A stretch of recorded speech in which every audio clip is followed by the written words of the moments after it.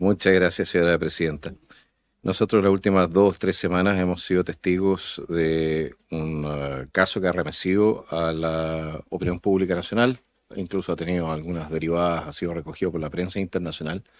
Yo creo que a nosotros nos interesa solamente un punto en este caso que ya está siendo visto por la justicia, señora presidenta, y es la potencial utilización por parte de una persona que está en este momento procesada de la Policía de Investigaciones para la persecución de su denunciante. Eso, de acuerdo con todos los criterios que creo que compartimos, podría efectivamente ser una violación de derechos humanos.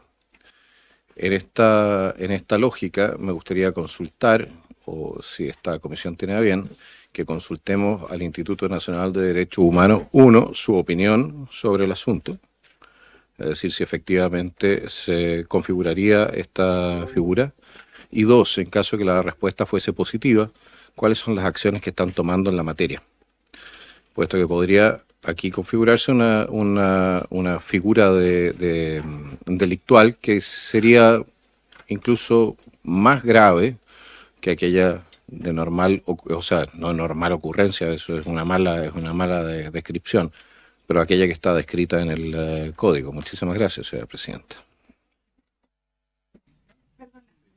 Muchas gracias. Suposiciones para... Ya.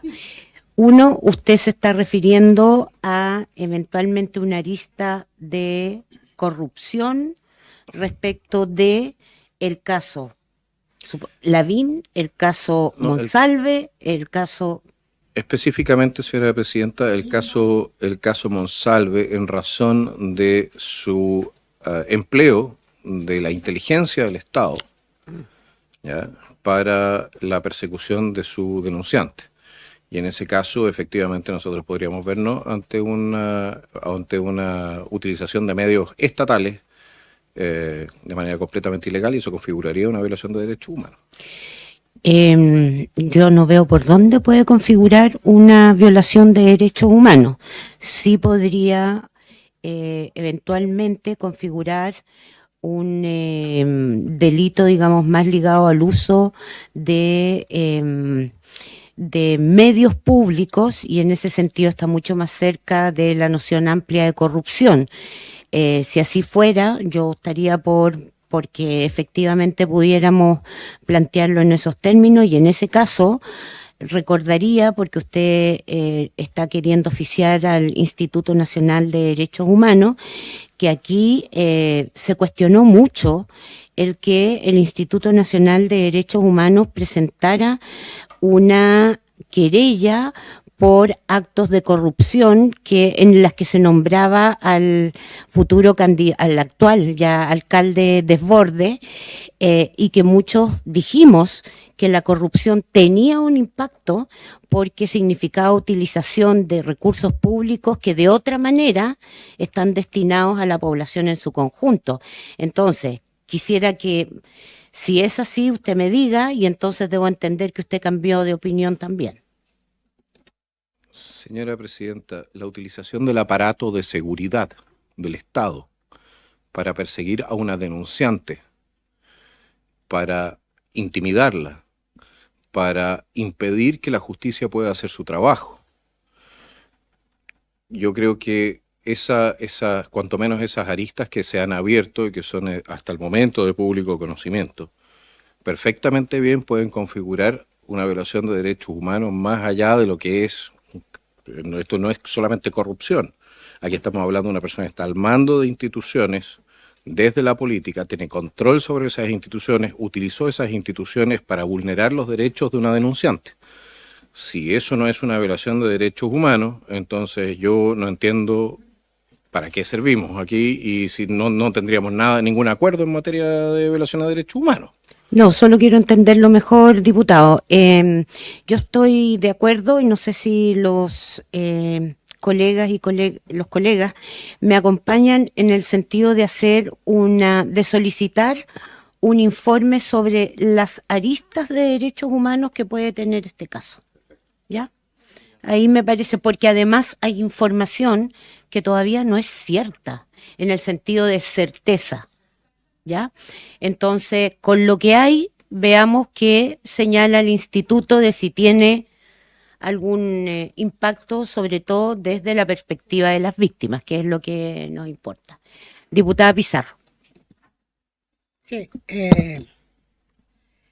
es más o menos lo que señala usted, Presidenta. Lo primero es señalar que si se configura todo aquello que indica el diputado Kaiser, efectivamente es de una gravedad enorme. Que quien pretenda relativizarlo es inaceptable. Lo que no comparto que sea violación de derechos humanos, porque creo que perdemos el norte. Y cuando se pierde el norte, pierde fuerza la denuncia, la preocupación o el oficio que hagamos nosotras y nosotros como comisión.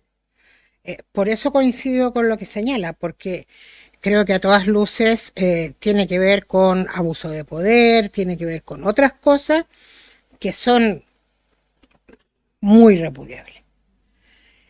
Por eso me sumo a lo suyo. Lo segundo que quiero señalar y que lo quiero pedir acá, es que yo siento que a ratos en esto, no en este caso, pidamos a lo menos en esta Comisión de Derechos Humanos mucho respeto por la víctima. Porque hay medios de comunicación que la lograron identificar por cuando... Oye, atreverse a hacer una denuncia a ese nivel con el poder del jefe de seguridad del país, lo menos que nosotros tenemos que hacer, a lo menos como Comisión de Derechos Humanos, ahí sí es respetar sus derechos como víctima, porque es para enloquecer lo que... O sea, le sumas el trauma y le sumas esta exposición pública que a mí me parece brutal. No, pero no solo la persecución, la exposición pública de un... Sí, claro, que es una cosa al filo de lo inhumano. Solo decir algo, yo por eso no di el acuerdo, Jimena, por su intermedio, Presidenta, para reunirnos antes, porque creo que aquí es poco lo que se piensa en la víctima y pido que a lo menos en esta comisión la tengamos en el centro. Creo que todos concordamos en eso y que por lo tanto pediremos todos los oficios que haya que pedir, pero creo que el respeto se va a manifestar también en cierto silencio respecto de la exposición. Así que vamos a pedir el informe con las aristas que el instituto vea en materia de derechos humanos respecto a este caso y con con la información que hay hoy día pública o que eventualmente ya se ha corroborado, ¿sí? Solo agradecer a la diputada Pizarro que nos haya hecho también presente esta arista, porque efectivamente es extremadamente importante y no deberíamos olvidar que aquí estamos hablando de una persona que ha hecho una denuncia y se requiere valor para hacer una denuncia. Y un mal ejemplo de una persecución, o no hablamos de persecución, pero la verdad es que la prensa, la exposición de la víctima puede llevar a que otras víctimas no quieran denunciar, con lo cual se permite a depredadores sexuales seguir actuando. Yo soy un gran defensor de generar una política de Estado para llamar e impulsar a las mujeres a que denuncien lo antes posible, porque permite entonces la persecución dentro de lo que es el rango del sistema penal como corresponde, ¿no?